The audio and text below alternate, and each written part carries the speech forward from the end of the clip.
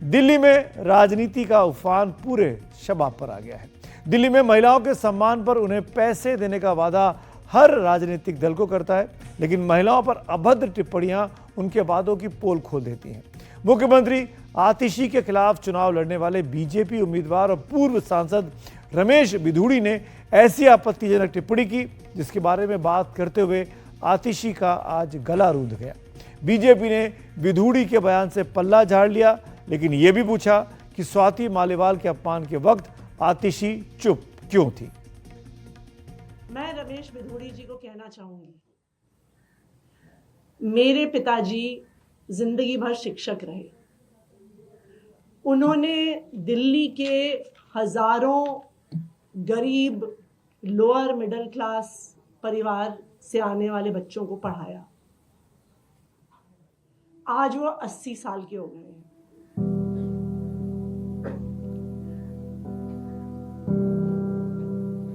आंखों में आंसू भर आए, गला रुंध गया।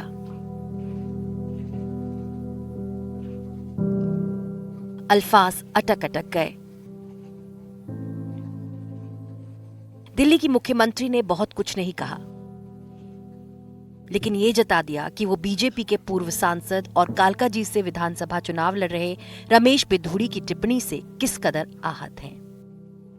अरे ये मार्लिना, ये तो सिंह बन गई भैया, चेहरा ही नाम बदल दिया। केजरीवाल ने बच्चों की कसम खाई थी, भ्रष्टाचारी कांग्रेस के साथ नहीं जाऊंगा। मार्लिना ने बाप बदल दिया, पहले मार्लिना थी, अब सिंह हो गई।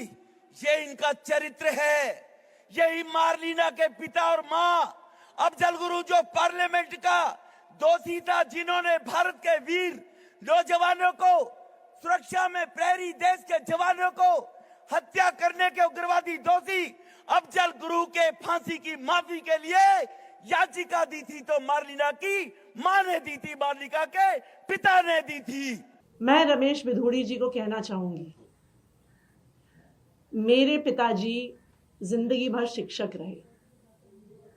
उन्होंने दिल्ली के हजारों गरीब लोअर मिडिल क्लास परिवार से आने वाले बच्चों को पढ़ाया। आज वो 80 साल के हो गए हैं।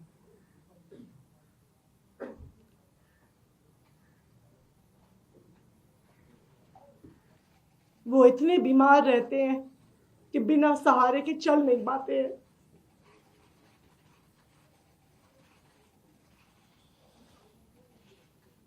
आप चुनाव के लिए इतनी घटिया हरकत करेंगे? कैसे बुजुर्ग व्यक्ति को गालियां देने पे उतर आएंगे? इस देश की राजनीति इतने घटिया स्तर पर गिर सकती है, मैं कभी सोच नहीं सकती थी। पिछले 2 दिनों में रमेश बिधूड़ी का ये लगातार दूसरा विवादित बयान है।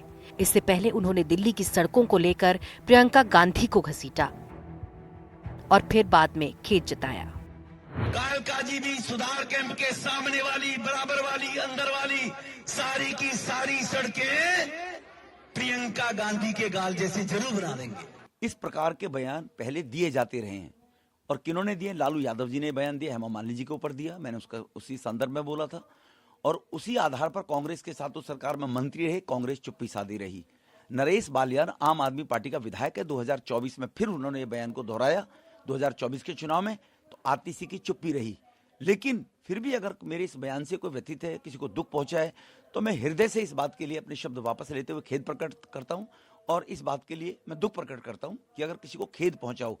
लेकिन इन लोगों को उंगली उठाने का कोई इस बात के लिए राइट अधिकार ही नहीं बनता है कि वो ऐसे बयानों की करे, तो पहले अपनी गिरबान वो लोग झांके। कमाल देखिए कि एक तरफ महिलाओं को सम्मान देने के लिए सभी राजनीतिक दल महिलाओं के खातों में पैसे देने की बात करते हैं, लेकिन जुबान पर वो सम्मान अक्सर अपमान में बदल जाता है। बिधूड़ी के बयान पर बीजेपी ने पल्ला झाड़ा, लेकिन ये भी पूछा कि आतिशी तब कहां थी जब स्वाति मालीवाल का मुख्यमंत्री आवास में अपमान हुआ था। मैंने वो बयान देखा नहीं है। एक बार मुझे ऐसा लगता है कि राजनीति क्षेत्र में जो जितने भी लोग काम करने वाले लोग हैं, उनको अपनी भाषा पे कम से कम किसी भी महिला के बारे में बात करते समय थोड़ा सा संयम रखना चाहिए। जिन आतिशी के मुख्यमंत्री अरविंद केजरीवाल जी की उपस्थिति में उनके घर में उन्हीं की सांसद स्वाति मालीवाल को मारा जाता है, उनकी बेइज्जती की जाती है, अगर एक महिला, उसकी डिग्निटी अगर सीएम के हाउस में सुरक्षित नहीं है, तो मुझे लगता है कि उनको ये बातें करना बेमानी है। इस बार दिल्ली के चुनाव में महिलाओं का मुद्दा काफी अहम हो गया है।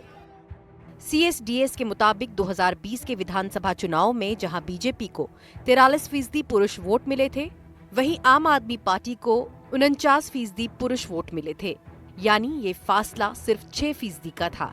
वहीं बीजेपी को महिला वोट 35% मिले थे, जबकि आप को 60% मिले थे, यानी यहाँ फासला 25% का था। इसलिए इस बार सभी दलों के रास्ते महिला वोट की मंजिल की तरफ जाते दिख रहे हैं। आम आदमी पार्टी की तर्ज पर कांग्रेस ने भी प्यारी दीदी योजना का वादा किया है, जिसमें महिलाओं को हर महीने 2500 रुपए देने का ऐलान किया गया है। देखिए, अगर फिस्कल डेफिसिट दिल्ली में था तो ये 67 विधायकों के आम आदमी पार्टी ने 4 गुना तनख्वाह क्यों बढ़ा ली विधायकों की? फिस्कल डेफिसिट था तो ये 33 करोड़ रुपया क्यों लगा लिया शीश महल में? 4 करोड़ के पर्दे, सोने की परत चढ़ी हुई टॉयलेट सीट और बजट एलोकेशन ही नहीं किया तो 21 रुपया देंगे कहाँ से? ये it is a bubble which has been burst. Ramesh Bidhuri के बयान साबित करते हैं कि समाज में महिलाओं को लेकर नजरिया अगर बदलता नहीं है तो फिर महिला सम्मान वाली बड़ी बड़ी योजनाएं कहीं वोट का खेल बनकर ना रह जाएं। Bureau report, NDTV India.